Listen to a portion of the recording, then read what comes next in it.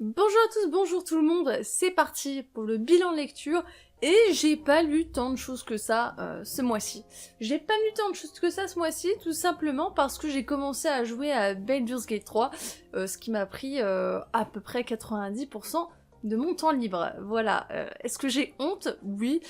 Est-ce que je regrette? Absolument pas. Voilà, c'est dit. Maintenant on passe à la vidéo. Je vais commencer par une série que j'ai donc terminée. J'ai fini le manga Gannibal.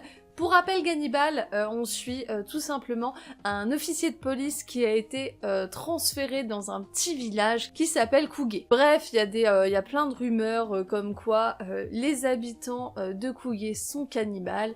On va voir notre personnage qui va enquêter sa famille, qui va être mise en danger, etc. Et avec ces 4 derniers tomes, du coup, on termine le manga. Évidemment, je vais pas vous spoiler. Globalement, j'ai beaucoup aimé ma lecture, les dessins sont vraiment magnifiques et collent vraiment bien à l'ambiance du manga. Le petit bémol pour moi, c'est qu'on est sur une fin assez ouverte, qui est pas si inattendue que ça si vous avez été attentif à plusieurs détails que l'on voit sur certaines pages du manga. Donc moi, je suis pas surprise par cette fin, mais cette fin pourrait presque nous dire « Ah, il va y avoir une suite ». Car c'est complètement possible. Pour autant, est-ce que ça serait une bonne idée? Je suis pas sûre. Pour moi, le manga est très bien comme ça. Bref, j'ai beaucoup aimé ma lecture. Je pense pas que ça soit un coup de cœur pour autant.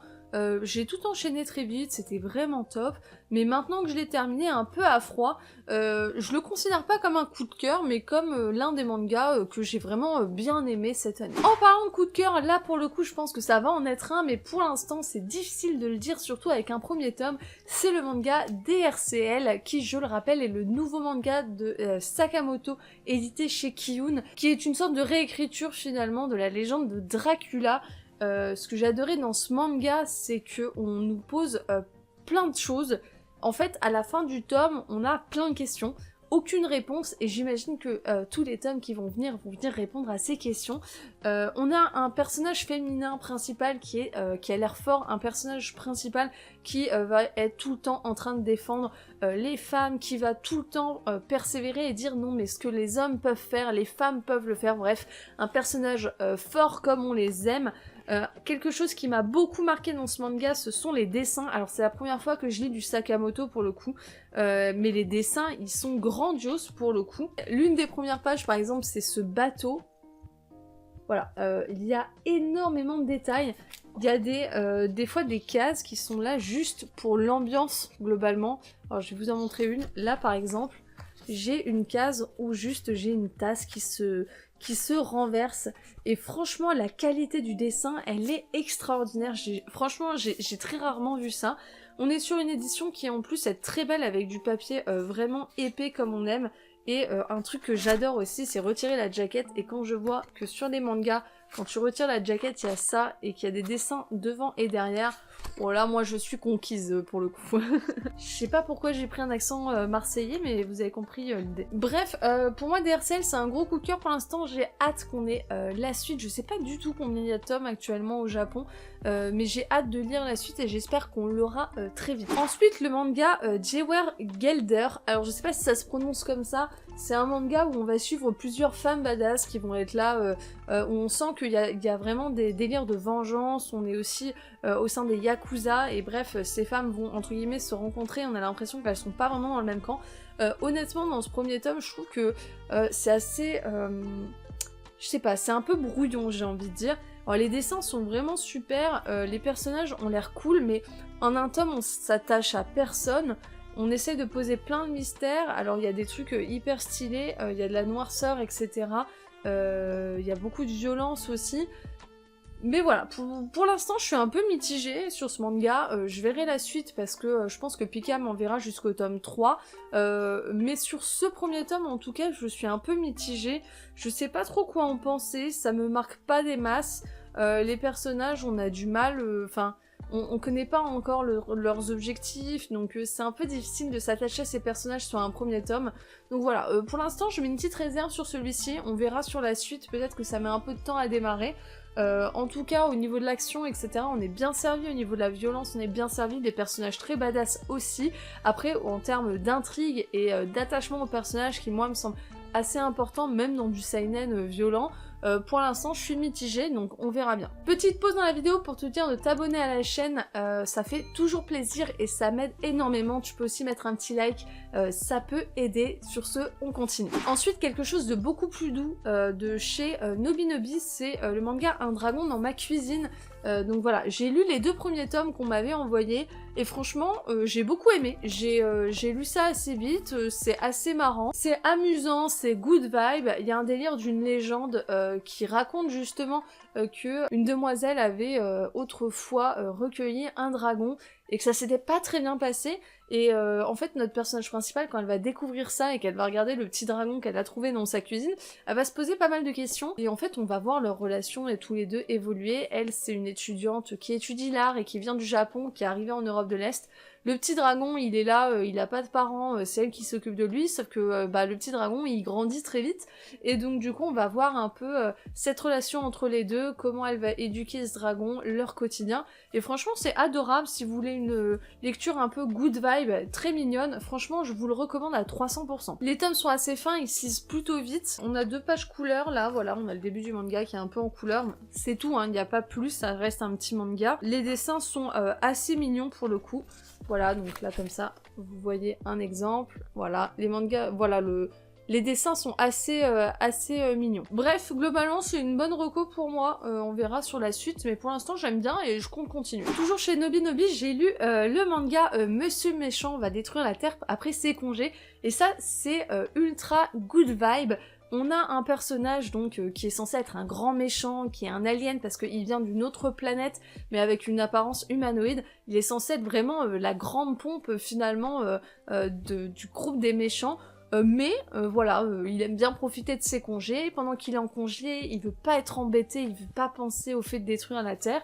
Et donc on va le voir découvrir un peu le monde des humains, les animaux, les petits plaisirs du quotidien, et en profiter. Et on va se rendre compte finalement assez vite qu'il est pas vraiment méchant globalement. C'est aussi un grand passionné de pandas, donc on va souvent le voir observer les animaux, les trouver adorables, voilà, il adore les pandas, c'est le truc qui le calme, qui l'apaise. En fait, chaque chapitre, ça va être une journée de ses congés où il va faire des choses et où on va le suivre. Donc c'est très chill, on a des personnages hyper attachants, on suit un adulte, donc ça c'est plutôt cool aussi parce que c'est vrai qu'il y a beaucoup de mangas où on suit des adolescents, là pour le coup c'est un adulte qui doit avoir dans la trentaine, un truc comme ça, donc ça rend aussi le manga assez intéressant. Et on se rend compte finalement que Monsieur Méchant, c'est un personnage assez attachant, assez bienveillant envers les autres, que ça soit au niveau du clan des méchants où il est bienveillant avec ses collègues, mais aussi au quotidien, il va croiser des enfants, il va les aider, enfin ce genre de choses que finalement un vrai méchant ne ferait peut-être pas forcément. Donc j'ai hâte de voir un peu comment ça va se dérouler. C'était très mignon, le manga est pas très épais pour le coup, donc ça se lit assez vite. Voilà, donc si vous aimez les mangas pas prise de tête, assez chill, assez rigolo,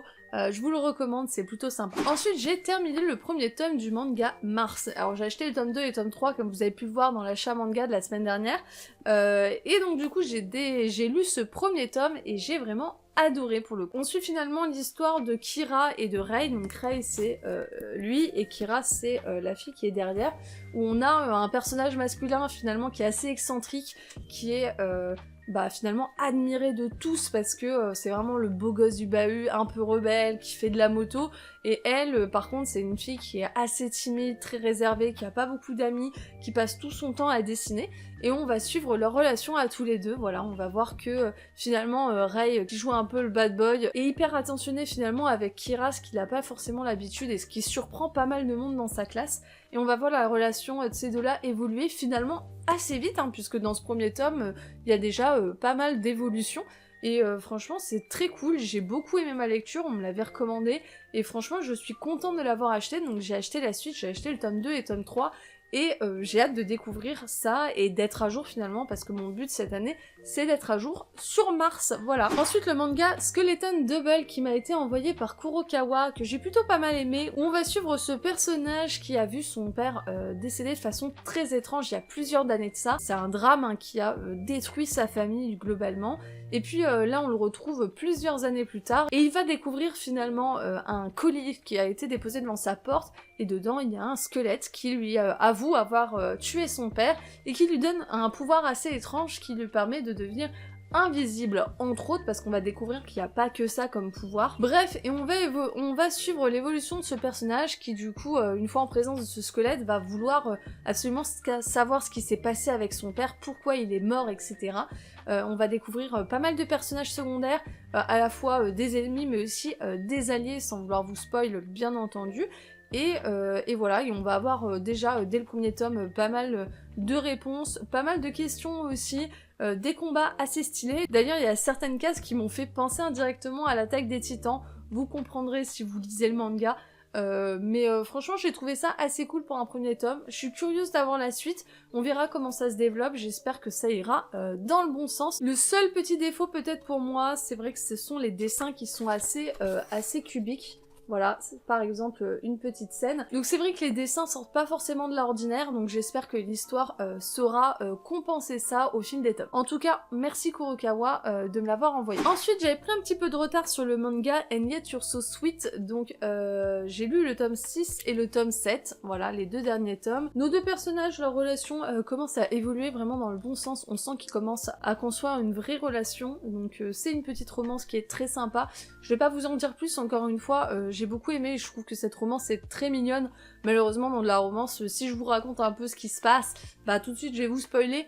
Mais globalement, voilà, c'est encore une fois une lettre sur ce sweet, c'est pas une romance qui va venir casser trois pattes à un canard, ça va pas sortir du lot par rapport à d'autres romances, mais moi j'en lis pas beaucoup, donc c'est vrai que je trouve ça très mignon et vraiment sympa à lire. Ensuite, le manga The Moon and a Rainy Night, alors c'est les deux premiers tomes qui sont sortis chez Meian, donc ça c'est du Yuri, manga que j'ai vraiment adoré, je vous en ai parlé dans le dernier achat manga. Voilà, on va suivre Saki et puis Kanon, donc Kanon qui est une personne malentendante et Saki qui va tout simplement la rencontrer en la croisant dans une rue et en la bousculant en allant à son cours de piano.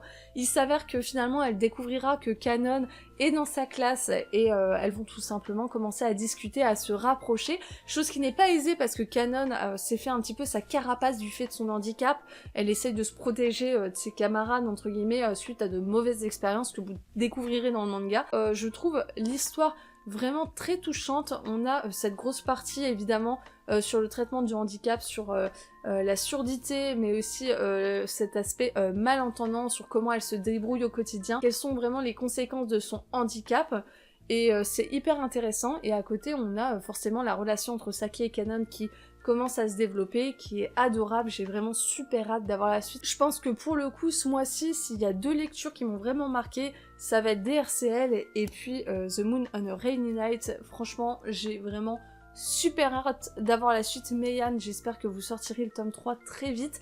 Il y a 6 tomes au Japon actuellement, je veux lire la suite. Pitié Meian, publiez ça rapidement.